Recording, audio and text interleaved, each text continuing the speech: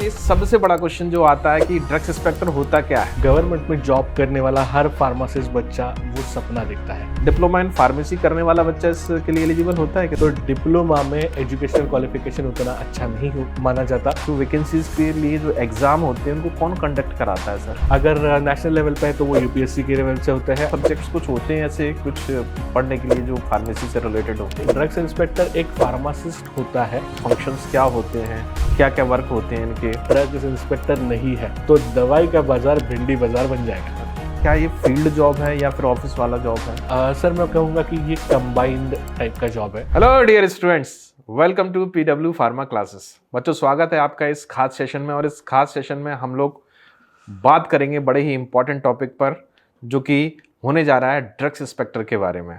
क्या होता है ड्रग्स इंस्पेक्टर, क्या क्वालिफिकेशन होनी चाहिए, क्या इनकी रिस्पॉन्सिबिलिटी होती है, एग्ज़ाम की तैयारी कैसे करें, सैलरी पैकेज क्या होता है, इन सब पहलुओं पर, इन सब बिंदुओं पर आज हम हमारे इस फार्मा टॉक में बात करेंगे। हमारे मेहमान कम कलीग कम आपके प्यारे मुकुल सर।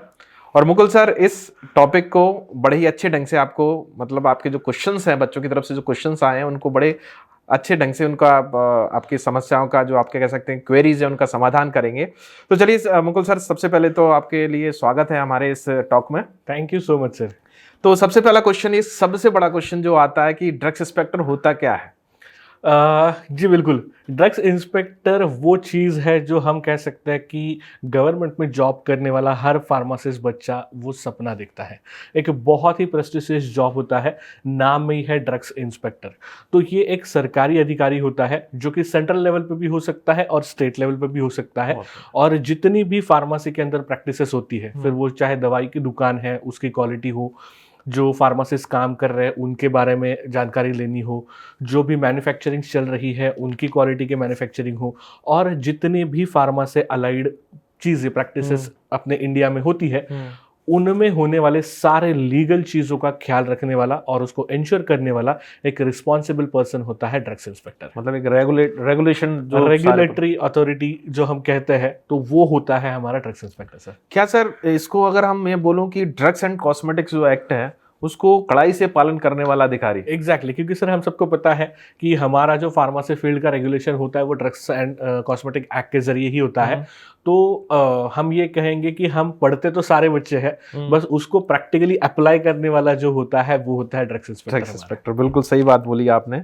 तो एक ऐसा जॉब है कि यहाँ तो दबदबा तो रहता ही रहता है लेकिन रिस्पॉन्सिबिलिटी बहुत बड़ी रहती है, क्योंकि ड्रग्स मतलब ऐसा नहीं है कि आपकी कि जनरल स्टोर वाला आपका ग्रोसरी का सामान हो कि कहीं भी बिक सकता है, कैसे भी कोई भी परचेस कर सकता है, कोई भी सेल कर सकता है। तो सबको कंट्रोल करने के लिए बात करेंगे, इस पर भी रिस्पॉन्सिबिलिटीज पर भी बात करेंगे। सर उससे पहले ये मैं जानना चाहूँगा कि ड्रग्स इंस्पेक्टर जो होते हैं उनकी शैक्षणिक योग्यता, मतलब क्वालिफिकेशन, मिनिमम क्वालिफिकेशन क्या होनी चाहिए? मिनिमम क्वालिफिकेशन की बात करें सर तो बी फार्मेसी या फिर फार्मास्यूटिकल साइंसेस की कोई भी डिग्री चलती है, और इसी के साथ साथ में एक 18 साल का मैन्युफैक्चरिंग का या फिर टेस्टिंग का एक्सपीरियंस होना भी जरूरी होता है, क्योंकि ड्रग्स इंस्पेक्टर की रिस्पॉन्सिबिलिटी ऐसी है कि उसको इंडस्ट्री का एक्सपीरियंस और उसका नॉलेज होना बहुत जरूरी है। कंपलसरी है क्या सर? हाँ, ये मैं बता ही वाला था। अभी हाल फिलहाल में ऐसा हुआ है कि कुछ पोस्ट ऐसे भी निकले स्टेट लेवल के कि वहाँ पे उन्होंने एक्सपीरियंस पूछा नहीं है। बट अगर मैं अपनी राय देना चाहूँ तो मैं तो कहूँगा कि ये एक्सपीरियंस लेना बहुत अच्छी बात होगी, क्योंकि सर थियोरेटिकल नॉलेज होना और प्रैक्टिकल नॉलेज होना, आप तो समझ ही सकते हो कि हमारे फार्मा के मोस्ट ऑफ द ड्रग्स आप देखोगे कि सब्जेक्ट्स भी ऐसे हैं कि थियोरी के साथ प्रैक्टिकल होना जरूरी है। तो प्रैक्टिकल नॉलेज के लिए एक्सपीरियंस होना कभी भी अच्छा है, और अगर कंपटीशन रहेगी तो एक्सपीरियंस वाले को ज़्यादा प्रेफरेंस भी मिल सकता है। ये बच्चों को निराश करने वाली बात कही है सर आपने कि 18 मंथ का एक्सपीरियंस। मैं इसमें ऐड ऑन करना चाहूँगा, सर की तरफ से सर का ये कहना है कि कई जगह होता है, कई जगह नहीं भी होता है। और अभी थोड़ा सा रूल को शिथिल कर दिया गया है, थोड़ा सा फ्लेक्सिबल कर दिया गया है, बहुत कम जगह इसको रिक्वायर्ड है। तो अगर इंडस्ट्री में आपका एक्सपीरियंस है वेल एंड गुड है, नहीं भी है तब भी आपका कंसिडरेबल होगा। तो ऐसा हार्ड एंड फास्ट कोई रूल नहीं है कि 18, क्योंकि बच्चों के मन एक सबसे बड़ा मिथक यही है कि 18 मंथ का एक्सपीरियंस। हाँ सही। अच्छा सर, इसमें जो क्या डिप्लोमा इन फार्मेसी करने वाला बच्चा इसके लिए एलिजिबल होता है क्या सर? नहीं सर, बात ये है कि ये क्योंकि एक बहुत ही रिस्पॉन्सिबल ड्यूटी होती है, तो डिप्लोमा में एजुकेशनल क्वालिफिकेशन उतना अच्छा नहीं माना जाता इस जॉब के लिए स्पेसिफिकली, तो मिनिमम डिग्री तो होना ज़रूरी होगा सर। मतलब ये कह सकते हैं कि डिप्लोमा इन फार्मेसी में फार्मेसी प्रैक्टिस या कह सकते हैं हॉस्पिटल फार्मेसी पर बहुत ज्यादा फोकस किया फोकस जाता ज़्यादा है रहता है, बजाय बिल्कुल ड्रग्स सही। एंड कॉस्मेटिक्स एक्ट को बिल्कुल लेकर। सर। तो सर इसमें जैसे कि हम बात करें कि इसको क्वालिफाई करने बनने के लिए, जैसे ड्रग्स इंस्पेक्टर की बात आती है कि ये ड्रग्स इंस्पेक्टर बनना है हमें, तो इसकी जो वैकेंसीज जो होती हैं वो आती हैं, तो उनको जो वैकेंसीज के लिए जो एग्ज़ाम होते हैं उनको कौन कंडक्ट कराता है सर?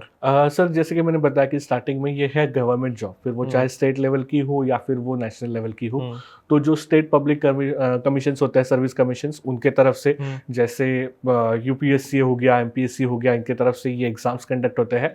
अगर नेशनल लेवल पे है तो वो यूपीएससी के लेवल से होते हैं, अगर स्टेट लेवल के हैं तो वो स्टेट कमीशंस ले लेते हैं।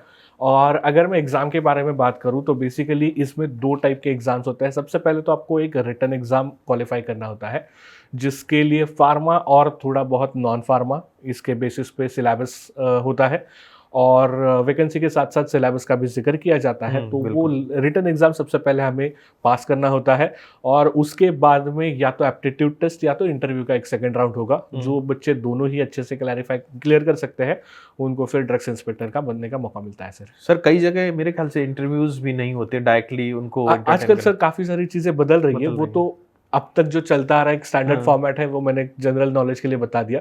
अब जैसे नोटिफिकेशन आता है तो उसमें सारी चीज़ें क्लियरली मेंशन होती है। अच्छा सर, जैसे कि आपने बताया कि डिफरेंट टाइप की एजेंसीज लाइक स्टेट एजेंसी, जो भी स्टेट जो एग्ज़ाम कमीशंस हैं, जो सेंट्रल लेवल के एग्ज़ाम कमीशंस हैं, वो इन एग्ज़ाम्स को कंडक्ट कराते हैं। और तो इसमें सिलेबस भी जैसे आपने जिक्र किया था, तो मतलब कोर सब्जेक्ट्स कुछ होते हैं ऐसे कुछ पढ़ने के लिए जो फार्मेसी से रिलेटेड हो? बिल्कुल सर, क्योंकि ड्रग्स इंस्पेक्टर एक फार्मासिस्ट होता है, तो इसीलिए जो उनकी एग्ज़ाम होती है उनमें से 60 to 80% जो सिलेबस होता है ये फार्मा का ही होता है, जिसमें क्योंकि ये एक रेगुलेटरी पर्सन है तो उसको लीगल नॉलेज होना बहुत ज़रूरी है। तो हमारे जितने भी सब्जेक्ट्स हैं उसमें से फार्मास्यूटिकल ज्यूरिस्प्रूडेंस, और जैसे स्टार्टिंग में हमने बोला ड्रग्स एंड कॉस्मेटिक एक्ट, इसका एक बहुत ही गहरा ज्ञान होना ज़रूरी होता है। इसके अलावा जो हमारे कोर सब्जेक्ट्स हैं जैसे फार्मास्यूटिक्स हो गया, फार्माकोलॉजी, मेडिसिनल केमिस्ट्री, ये भी बहुत ही इंपॉर्टेंट सब्जेक्ट्स होते हैं। तो मतलब जितने भी हमारे मेन सब्जेक्ट्स हैं जिससे ड्रग्स से रिलेटेड कोई भी इंफॉर्मेशन हम पा सकते हैं, और उसके रेगुलेटरी रिलेटेड रूल्स जिसके अंदर दिए हैं, ऐसे जो हमारे ज्यूरिस्प्रूडेंस के टॉपिक्स हैं वो बहुत मायने रखते हैं। अगर मैं बात करूँ नॉन फार्मा की, तो नॉन फार्मा के अंदर जनरल नॉलेज हो गया या फिर करंट अफेयर्स हो गया, ये चीज़ है। क्योंकि हमें पता है सर कि हम थियोरी में तो पढ़ते हैं कि कई सारे ड्रग्स हैं जो मार्केट से विड्रॉ किए गए हैं, अब पता नहीं कि वो कितनी पुरानी बात है। अगर हम रिसेंटली ड्रग्स इंस्पेक्टर की एग्जाम देने जाते हैं तो आजकल ड्रग्स की दुनिया में क्या हो रहा है इसका नॉलेज भी होना ज़रूरी है। तो इसीलिए ये नॉन फार्मा सब्जेक्ट्स में कुछ जनरल नॉलेज और करंट अफेयर्स के क्वेश्चंस भी आ जाते हैं, बट ये कोई बहुत रॉकेट साइंस वाली बात तो नहीं रहती। मेजर फोकस जो होता है वो हमारे फार्मा सब्जेक्ट्स का ही होता है। कई बार होता भी है नॉन फार्मा का एग्जाम पेपर, कई बार नहीं भी होता है। और एक्चुअली में वो उसके पीछे का थोड़ा सा, मैं जहाँ तक मुझे इन्फॉर्मेशन है, मुझे लगता है कि जो स्टेट लेवल का जो जनरल नॉलेज रहती है, जैसे सपोज एमपी का हो, यूपी का हो, उसका जो पढ़वाने का उद्देश्य ये होता है बच्चों के लिए कि आपको भौगोलिक स्थिति पता होनी चाहिए जिस स्टेट में आप काम करने वाले हो। बिल्कुल सही। कहीं आपको पोस्टिंग मिली, आपको पता ही नहीं कि वो डिस्ट्रिक्ट कहाँ पर है, वो सिटी कहाँ पर है, तो कम से कम एटलीस्ट आपको पता चलता है अपने उसके बारे में। तो ये इसलिए थोड़ा सा नॉन फार्मा वाला पोर्शन रहता है बच्चों के लिए, और वो तो जनरल इन्फॉर्मेशन होनी चाहिए आज की डेट में। बिल्कुल सही बात है सर। इसमें एक सबसे बड़ी चीज़ जो मैं पूछना चाहूँगा, क्योंकि बच्चों के लिए सबसे बड़ा मोटिवेशन या किसी के लिए भी सबसे बड़ा मोटिवेशन होता है सैलरी। बिल्कुल। तो इसमें क्या सैलरी बहुत लोअर, बहुत कम होती है, बहुत ज़्यादा होती है? अरे नहीं सर, जितना हमारा ये प्रोफेशन रिस्पेक्टेड है उतनी ही बढ़िया सैलरी भी होती है। जैसे आप फ्रेशर के तौर पे नए नए ज्वाइन होते हो तो ग्रेड स्केल जो 5400 वाला है उसके हिसाब से हमारी पेमेंट स्टार्ट होती है। तो लगभग हम कह सकते हैं कि 50 से 60 हज़ार के आसपास में आपका सैलरी स्टार्ट हो सकता है। और जाहिर सी बात है सर, क्योंकि ये गवर्नमेंट जॉब है तो उसमें काफ़ी सारे एक्सपेंसेस भी हमें मिलते हैं, काफ़ी सारे एडिशनल बेनिफिट्स भी होते हैं, और इसी के साथ साथ धीरे धीरे 1 लाख के आसपास या फिर एक्सपीरियंस के साथ उसके ऊपर भी हमारी सैलरी चली जाती है, बढ़ती है। तो गवर्नमेंट जॉब के जो जनरल हम कहते हैं एडवांटेजेस होते हैं, वो भी सारी फैसिलिटीज़ होती है, वो भी हमें बच्चों को मिलती है। बहुत बढ़िया सर, ये बहुत अच्छी चीज़ है, सबसे बड़ा चीज़, क्योंकि ये एक रिस्पॉन्सिबल जॉब भी है और साथ ही साथ एक रिस्पेक्टिव जो सैलरी, जो हैंडसम सैलरी कह सकते हैं, वो बच्चे बिल्कुल को सही मिल बात रहा है है। अच्छा, इसमें एक चीज़ और पूछना चाहूँगा सर इसमें, कि इसमें जो ड्रग्स इंस्पेक्टर की बात आ रही है, ड्रग्स इंस्पेक्टर, तो ये इनकी रिस्पॉन्सिबिलिटीज़ क्या रहती है, क्या इनकी मतलब कह सकते हैं कि फंक्शंस क्या होते हैं, क्या क्या वर्क होते हैं इनके? बिल्कुल सर। अगर रिस्पॉन्सिबिलिटी की बात करें तो हम ये कह सकते हैं कि एक प्रकार से वो चाहे स्टेट में हो या फिर सेंट्रल लेवल पे हो, तो जितना भी फार्मेसी प्रैक्टिस उस एरिया में होता है, उनके अंडर में जो भी एरिया आता है, हम्म, उसमें जो भी सारी चीज़ें हो रही है, उन सबको लीगली कंट्रोल करना ये इनकी सबसे बड़ी रिस्पॉन्सिबिलिटी होती है। ओके। तो लीगली ना सिर्फ फार्मेसी स्टोर तक बल्कि ये मैन्युफैक्चरिंग कंपनीज तक इनका रोल होता है। अगर स्टोर्स की बात करें तो जो फार्मासिस्ट स्टोर चला रहा है, क्या उसके पास सारे लाइसेंसेस है, क्या जो ड्रग की स्टोरेज कंडीशंस है या फिर जो भी मैंडेटरी चीज़ें हैं, क्या वो प्रॉपरली मेंटेन कर रहे हैं, टाइम टू टाइम या फिर सरप्राइज इंस्पेक्शंस भी ये ड्रग्स इंस्पेक्टर कर सकते हैं। अगर कोई भी इंसान ऐसा है कि जो स्टैंडर्ड गाइडलाइंस फॉलो नहीं कर रहा है या फिर उससे अडेरेंस नहीं दिखा रहा है, तो उसको लीगली पनिश करने के राइट्स भी इस ड्रग्स इंस्पेक्टर के पास होते हैं। इसके अलावा अगर हम लोग बात करें तो जितने भी मैन्युफैक्चरिंग्स होते हैं, तो वहाँ पे भी क्वालिटी कंट्रोल सही से हो रहा है क्या, जो रेगुलेटरी गाइडलाइंस उन्होंने फॉलो करनी चाहिए, जो एफडीए को time to time report submit करनी चाहिए, क्या वो सारी चीज़ें सही से हो रही है, ये भी इंस्पेक्ट करना इनका बहुत अच्छा बहुत इंपॉर्टेंट रोल रहता है। इसके अलावा जो ड्रग्स ऑलरेडी मार्केट में है, क्या वो सही क्वालिटी के हैं, मतलब ये नहीं कि इंडस्ट्री में उन्होंने सर्टिफिकेट तो दे दिया कि ये बैच अच्छी है, लेकिन एक्चुअल मार्केट में आने के बाद में क्या उसकी क्वालिटी अभी भी बरकरार है, वो भी टेस्ट करना इनकी रिस्पॉन्सिबिलिटी है। कहीं पे कोई मिस गाइडिंग तो नहीं हो रही है, जैसे कई बार ऐसे होते हैं कि ड्रग का कंटेंट कुछ अलग होता है और लेबल कुछ अलग चला जाता है, तो अगर उसमें भी मिसमैच हो रहा है तो उस मिस ब्रांडिंग, यस, तो उस सारी चीज़ों में भी ड्रग्स इंस्पेक्टर बहुत इंपॉर्टेंट भूमिका निभाते हैं। और इन सब के अलावा सबसे इम्पॉर्टेंट चीज़ ये है कि जितने भी फार्मा के फील्ड में आने वाले, फिर वो चाहे कंपनी रजिस्ट्रेशन हो, फिर चाहे उनकी अगर किसी को लोन लाइसेंसिंग वगैरह किया है तो वो, तो इनमें जितने भी लाइसेंसेस की प्रोसेस रिक्वायर होती है, वो भी रेगुलेट करना इस ड्रग इंस्पेक्टर का काम होता है। जैसे फार्मा शॉप में भी एक बहुत छोटी सी बात होती है, लेकिन आपको याद होगा सर कि कुछ साल पहले ही ये एक मैंडेट आ गया कि रजिस्टर्ड फार्मासिस्ट जब तक फार्मा शॉप में नहीं है तब तक फार्मेसी शॉप खोली नहीं जा सकती या फिर रन की नहीं जा सकती।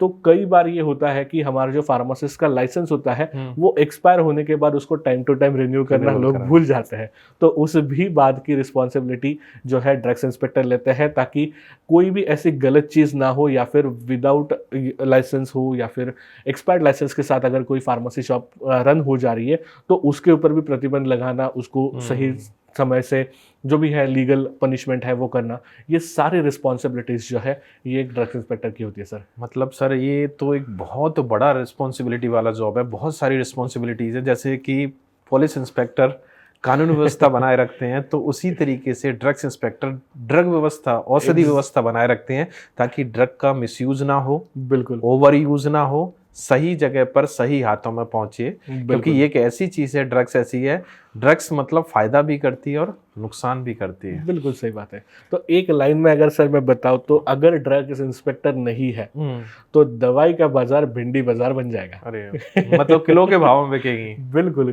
क्या होगा हम बता नहीं सकते सर। ये सारी चीज़ों को कंट्रोल करना और इनको अच्छे से इंडिया में प्रैक्टिस हो रहा है ये इंश्योर करना हर एक ड्रग इंस्पेक्टर की जवाबदारी क्योंकि होती है सर जहाँ तक है मैं ये मानता हूँ कि कुछ ड्रग्स तो इतनी मतलब डेंजरस है, शेड्यूल एक्स की ड्रग है, सही बात उनका है। मिसयूज बढ़ जाएगा अगर ड्रग्स इंस्पेक्टर किसी का बढ़े ना बढ़े, क्योंकि शेड्यूल एक्स की ड्रग जो अब्यूज, ड्रग ऑफ अब्यूज कहलाती हैं, बिल्कुल लोग उनको नशे के लिए यूज करना शुरू कर देते हैं, बिल्कुल तो सही बात उनकी है। कंट्रोलिंग बहुत जरूरी है, नहीं तो अदरवाइज क्या होगा कि मतलब वो तो ऐसा है कि आपको सस्ता नशा मिल रहा है ड्रग्स सही बात है।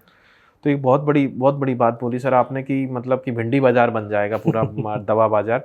अच्छा, एक चीज़ और मैं इसमें सर जाते जाते आपसे पूछना चाहूँगा कि क्या ये फील्ड जॉब है या फिर ऑफिस वाला जॉब है? सर मैं कहूँगा कि ये कंबाइंड टाइप का जॉब है। मतलब ज़्यादातर जो रेगुलेटरी डॉक्यूमेंट सबमिट होते हैं या फिर जो लाइसेंसिंग की प्रोसेस है, तो इसमें ड्रग्स इंस्पेक्टर को कई बार ऑफिस में बैठ के उनका काम करना पड़ता है, सारी चीज़ों को रेगुलेट करना। और जैसे कि मैंने बताया कि कभी कभी उनको इंस्पेक्शन के लिए जाना पड़ता है, फिर वो चाहे मार्केट में हो, सरप्राइज इंस्पेक्शन के लिए किसी कंपनी में जाना हो, तो ज़रूरत पड़ने पर उनको मार्केट में भी जाना पड़ता है। तो ये टाइप का 50-50 कंबाइंड टाइप ऑफ जॉब है। सही से। तो ये आज का टॉक जो हमारा ड्रग्स इंस्पेक्टर के ऊपर था, काफ़ी इंपॉर्टेंट टॉक था। इसमें आपने ड्रग्स इंस्पेक्टर की क्वालिफिकेशन, मिनिमम क्वालिफिकेशन बोलूँ तो minimum qualification, salary, functions, responsibilities, सब के बारे में बताया सर। ये आपसे बात करके बड़ा अच्छा लगा, और जो बच्चे ड्रग्स इंस्पेक्टर बनने का सपना सजोए हुए हैं तो डेफिनेटली उनको इस टॉक के बाद काफ़ी एडवांटेज होने वाला है। तो thank you so much sir, और हमारे हमारे साथ जुड़ने के लिए। तो Thank- बच्चों मिलते हैं हम लोग नेक्स्ट सेशन में इसी तरह के पॉडकास्ट में कुछ और इम्पोर्टेंट इन्फॉर्मेशन के साथ और कुछ और अच्छी बातों के साथ। तब तक के लिए हमें आज्ञा दीजिए। Thank you so much, take care, जय हिंद, जय भारत।